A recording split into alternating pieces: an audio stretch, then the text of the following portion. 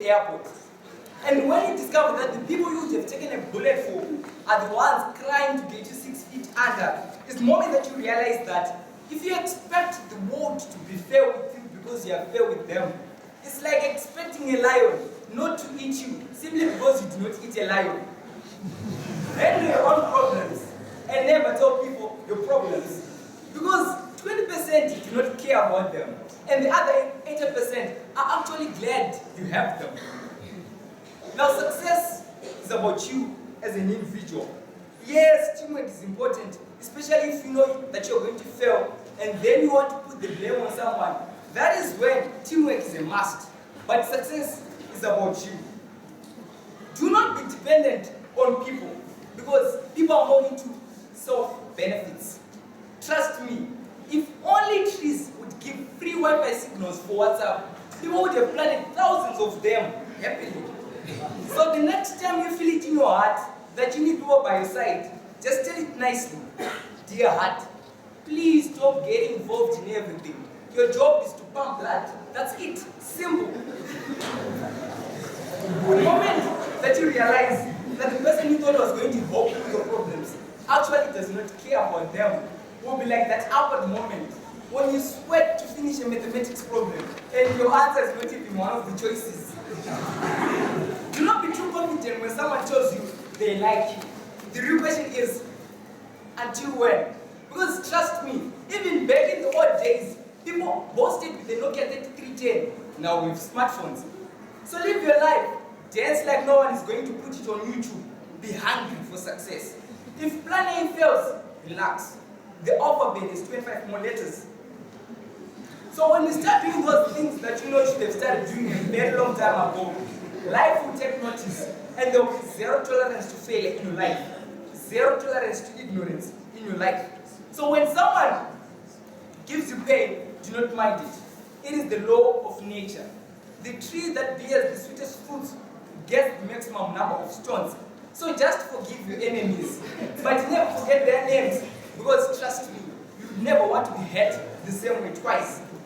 So if you really want zero tolerance to failure in your life, never break someone's heart, because they've only one inside.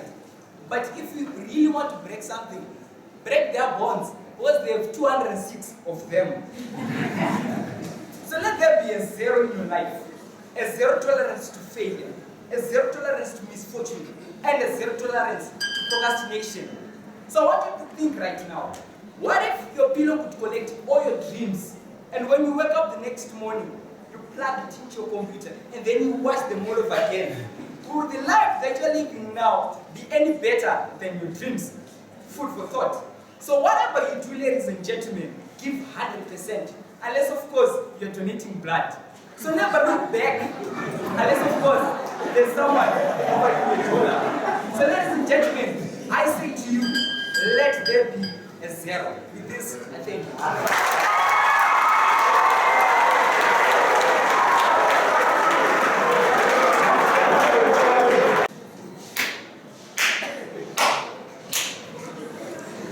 Ever fought with a mosquito and it seems as if it's the one winning and you are losing? After all, in the dark, you try to beat it, but trust me, it put its A game on. After all, what happens next?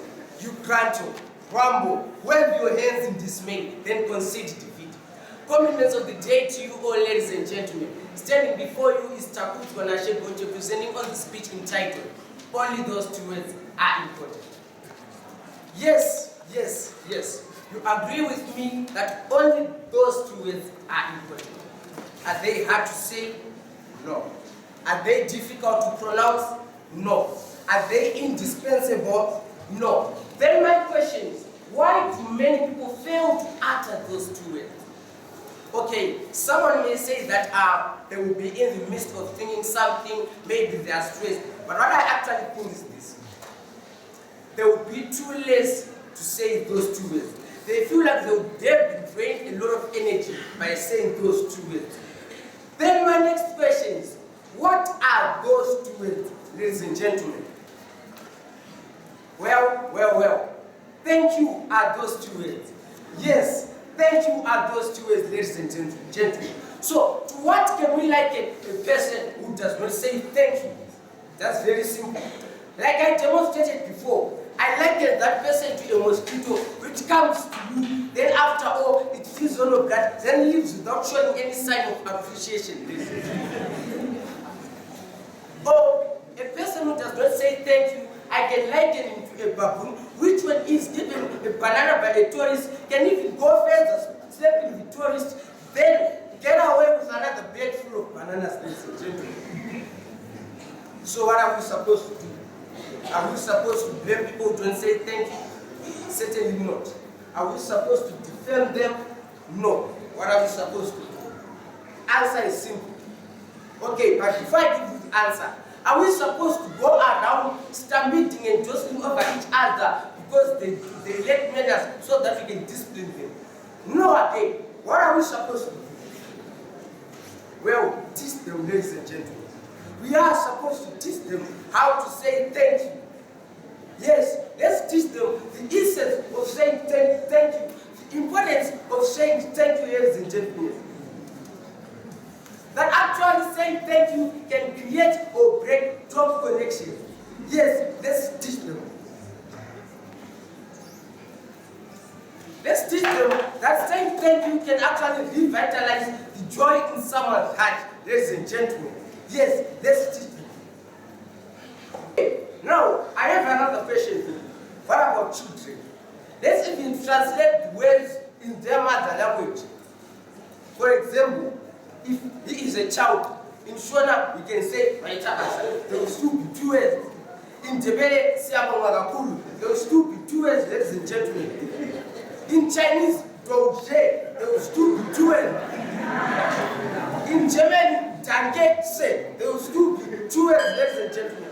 In Afrikaans, it's actually easy because it's a one word, tanki. But not living the sign language yet with the cadence of making it easier. So let's teach them how to say thank you. We have to teach them that saying thank you can actually create or create job connections. And with this, I want to thank you all for listening to my speech, ladies and gentlemen. And the judges themselves, maybe afterward, there's no one who's going to say thank you after doing the job. So I just want to thank you.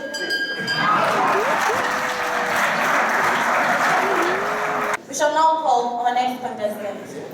I'm entangled in a catastrophic battle. I'm stranded in an unsolved dream, which has not only become a daily nightmare, but a constant reminder of a past we escaped, of an infringed culture, dreading a future where culture is self-defined, but unfortunately landing in a present where there's no culture to even begin with. I look into society full of talent, but I see shallow potential, full of innovative African minds who only think renovation. I look into society full of petition of someone else's pioneership instead of becoming the pioneer themselves. The walls seem to move past my feet. The sound of my screaming fear is louder than my beating heart.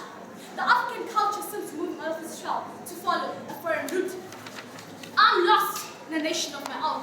I've become a stranger in my own father's house. Because honestly, I'm an African, yet I find myself surrounded by a refined product of westernization. My skin is probably African, yet I'm nucleated by my complexion surgeons who are born as black as chocolate, but seem to be becoming yellow by the day.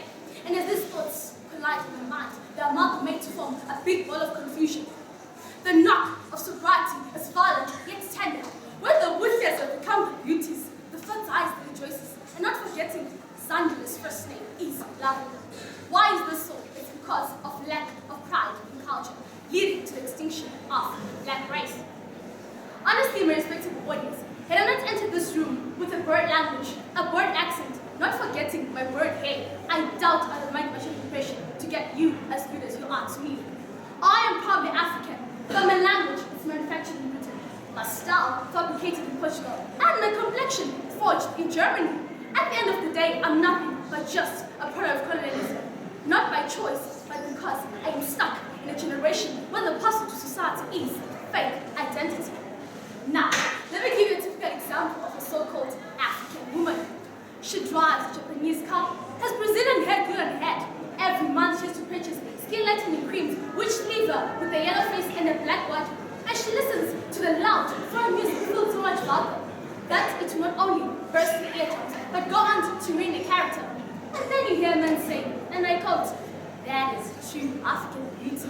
But honestly, ladies and gentlemen, where is the African beauty in that? Surely we cannot be talking about inner beauty, because as far as I'm concerned, none of you moves around carrying an extra. Within the confinements of my own school, it has become a punishable offense to speak in my own native language. We have evolved from days where speaking in our own native language was a challenge to days where speaking in my own native language is not only a challenge, but goes on to be an embarrassment. Language is the basis of culture, but it breaks my heart when I see countries like Angola and Mozambique, which even after years of attaining independence, their own native languages are still insignificant as Portuguese takes dominance. I have a freedom of speech in a foreign language, but speaking in my own native language can lead to tribal wars, if not xenophobic attacks. John Shaw once said, and I quote, "A nation without an identity is like a tree without roots." I, for one, no longer know what to call home, as what I used to know as home has become nothing but a melting pot of different cultures. We as Africans sing anthems of independence, yet our lives reflect a dependency syndrome. Morgan Freeman once said, and I quote, "Memories are the architecture of our identity." I, for one, do not remember it as a child born into society where I don't remember as a child born into a society where it is filled with so many white men stuck in black bodies. I yearn for a society where men are not defined by the number of packs that possess their bodies after taking up drugs which go on to damage their health, but rather men of high esteem, men that are willing to work hard to make Zimbabwe a better place. I yearn for a society where women are not identified by their yellow faces and their black bodies, but rather women like our very own mother, the late Sally Mugabe, who are willing to work to sacrifice themselves to make our nation a better place. Women like the late Mother Africa, Miriam Makeba, who sing songs of hope, love, and joy, not songs of destruction. One may say it is impossible, but as the word says it, I am possible. With this, I thank you. The race is forceful, except that I feel feet. The music seems saturated with melody, except that I cannot hear. The battle seems boiling to its beams with tons of excitement and vigor, except that I cannot fight it. Because logic is biting my fist and common sense helps my mind, and the wisdom of reason are not rough, but not soft either.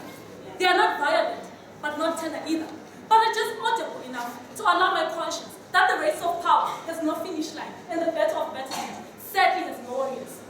Because of this new era of misdefinitions, bravery has become archaic, and while courage has escaped the dictionary because no one has it. Instead, we have very intelligent Africans writing fantastic novels with no authors, impeccable lyrics with no singers, and touching sermons with no preachers. In the end, it is not that Africa doesn't need a voice, but the voice of Africa was colonized because they knew its power. Hold your peace. I never studied this in the University of Common Sense, and I hold no degree in logic and reason, but I have this thing in me that once I start speaking, you just find yourself listening. I am no one great, yet, just like Kuma, and my speeches, misdefinitions, defilements. Colonization did more harm than the death of African warriors in a fierce battle. It led to the death of the true definition of an African character. It led to the suppression of the strong African voice. But the most heart-wrenching thing about colonization is not what it led to, it is what it took away. It took away unity and replaced it with tribalism. It took away potential and replaced it with fear. It took away confidence and replaced it with inferiority, which is why we have too many people dying they require just because, well, they would have died rich with potential.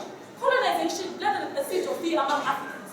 It misdefined us for weaklings and undermined us for who we are. And who are we? Like Nelson Mandela, we are people rich in character and integrity. Like Joshua Mkapa, we not only possess the genes of leadership, but also those of unity. Like the former Mahatma Gandhi, we are people who carry a voice that seeks to be heard, because these were the epitomes of true African potential.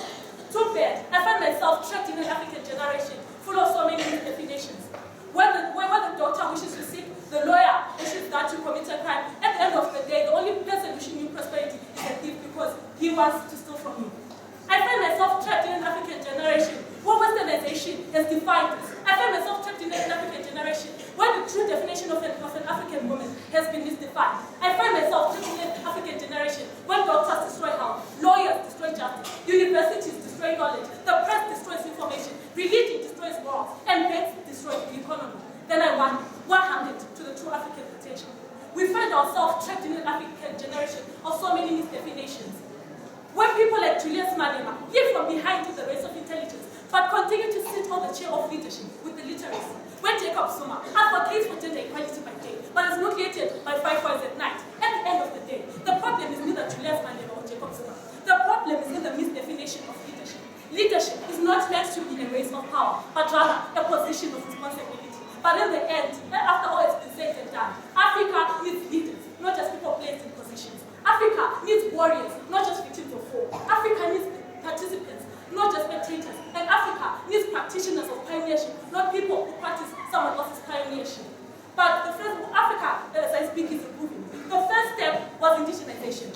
The next step is proper dollarization. We might not appreciate the change now, but in as much as they did it for us, we do it for the future generation. We are slowly but surely discarding the discord in silence, doing our work with pregnant voices, bearing emptiness, and bloated hearts expressing your emotion, such that the world's most brilliant idea will then evolve from Africa. And at the end of the day, other nations will boil with everyone they say Africa, but we shall be with pride, for we call it home. I wasn't here to speak. I was here to make you listen. I wasn't here to condemn. I was here to correct. I am no magician, but the word I'm waving is of betterment. I am no pastor, but the gospel I'm preaching is of change. I just fortunately collided with the truth and was admitted in freedom forever. Freedom from the chains of inferiority. I no longer want to be inferior, and because I can make that decision, you also can make it. But I'll tell you for what. When the power of love overcomes the love of power, then Africa will know peace. I thank you. A famous speaker, Kwame Nkrumah, once said up in court, I am an African, not because I was born in Africa, but because Africa was born in me, closed quotes. I am a product of the black mankind, proud to be part of my motherland, Africa. Salutations of the day, ladies and gentlemen. Well, I answer to the name Tapuam Sere, and I would like to present my speech entitled Born in Me. Darkest continent, they say, home of poverty, they declare. Well, I disagree. I am advocating for the restoration of identity. I am advocating for who we are. It is the reason why a famous speaker, George Kimber, once said, open courts, the darkest thing about Africa has always been ignorance of it, closed courts. This simply means that why not take your time to know about my enriched and mineral-saturated soils of my continent, Africa. All of this love for my continent, Africa, is not because I was born in Africa, but because Africa was born in me. I've tried dancing like Beyonce and I failed, then like Ciara and I failed, to such an extent that I got to have the name Steve Master in the court. And I later realized that it is not my talent. Later on, I discovered that all I do is talk, and talk. And I wondered, why not invest in that? Therefore, I became a speaker who speaks to be heard. Aspire to inspire before you inspire. I cut from philosophers. It is the reason why we've got leaders who are worth following, like, for example, Honorable Barack Obama or Nelson Mandela, the late. Therefore, that is also the reason why Shakespeare once said, open courts, some are born great, some achieve greatness, and some have greatness rest upon them, closed courts. I support him simply because no matter how much they try to suppress that quality in them, it wouldn't work just because it is something born in them. If they could do it, why can't you? Like I also opted to do what is born in me. Beauty for a purpose, they say. Is it? When currently everyone, or almost, is now obsessed to looking like Kim Kardashian, Beyonce, or Rihanna. To such an extent that people end up hating themselves, hating their personality, just because because they want to imitate who they are not. They go on to bleach their skin. Why? Because they want the so-called Zulu and yellow I got from MT. Furthermore, we find that people would want that Coca-Cola shaped bottle body shape to such an extent that they go on to diet, not eating food just because they want to get slim. In the end, we have got them suffering from anorexia nervosa. Now, ladies and gentlemen, is this still alive? Further on, when it comes to education, when others get 0 points, I get 15. Never mind me bragging about it, because it is born in me. Measuring the minor is equal to 0. Then making sense out of nothing leads to doom. Simply, it just means that you shouldn't major in who you are not. Because in the end, instead of you to become that dynamite that has been taught, the talk of the day, that's important, you end up imitating who you are not. And in the end, will you be able to achieve it? No. Don't take me wrong. It's not a threat, but just a warning. With this, I curse. Silent. We're going to reset our self-contested for the end part speech.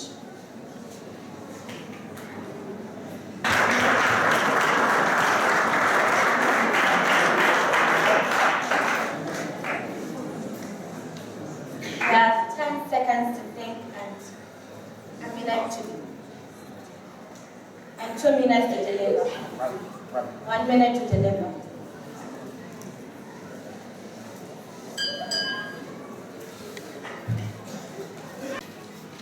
It is a very good afternoon to you all, ladies and gentlemen. I'm here to present my impromptu speech entitled Network. I'll first define the word network. What is a network? It is a linkage between things, or better yet, a network of systems, how things interact or how things are interlinked. In life, we have got many different networks within our community. We have a network at school. There's a network between the teacher, the class monitor, and the classmates. This shows a clear system of networks. We have networks in the form of things such as the Econet network. These are the things that are linking us with our relatives, with our parents, through the use of cell phones, with the use of network within these systems. Network, I'd like to liken it to the things that we are linked with within our lives. How many things are you linked to? I'm linked to education. I'm linked to public speaking. I'm linked to debating. These are all the networks that I am seeing or that I am available. With this, I thank you.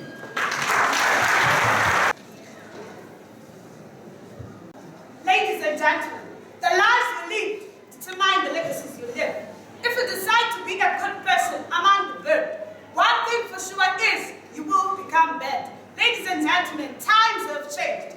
Gone are the days where we would go, climb the tree, or just to have a network. That is communication. Ladies and gentlemen, the days we are now living, communication has become easy, all in the name of technology. Network, yes, it is now easy to have network because the times have changed. We should accept that change.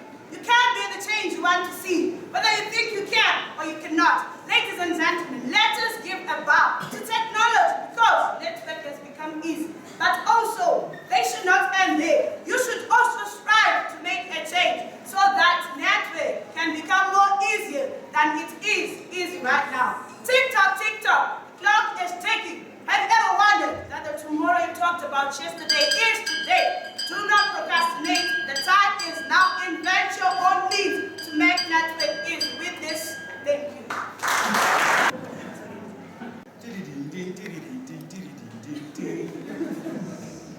First thing you think is, who's this? Oh no, it's just your mom calling you. Where are you? Compliments of the day to all of you. I'm going to present a speech entitled Network. Today we intersect and connect with each and every person in here or maybe out there with the use of the network. Not only does the network help us in connecting with people, but it also helps us to send information which also helps us to conduct ourselves in life. Life has brought different situations. Without these networks, we wouldn't have helped ourselves in these types of situations. Some situations, e.g., accidents. How can you call an ambulance if you don't have a phone? Food for thought, ladies and gentlemen. How would you call your mom that I want some money? I just finished all of it in town. Food for thought, ladies and gentlemen. I think. Thinking of network, think about the media. There are many types of networks. If you are going to talk